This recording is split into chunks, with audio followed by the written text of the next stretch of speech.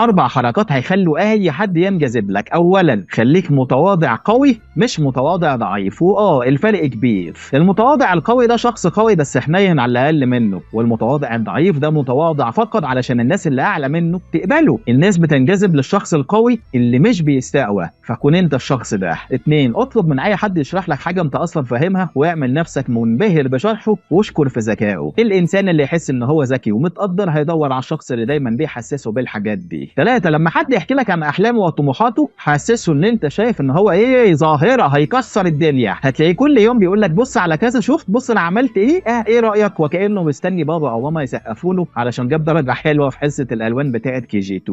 4 ما تطلبش المساعدة من أي حد بشكل مباشر. الشياكة هي إنك تطلب خبراته ورأيه. الأولى هتحسّسه إن هو ملزم بحاجة هو أصلًا مش عايز يعملها، والتانية هتحسّسه بنفسه فهو اللي هيبقى عايز يساعدك علشان يشوفك وأنت منبهر بيه.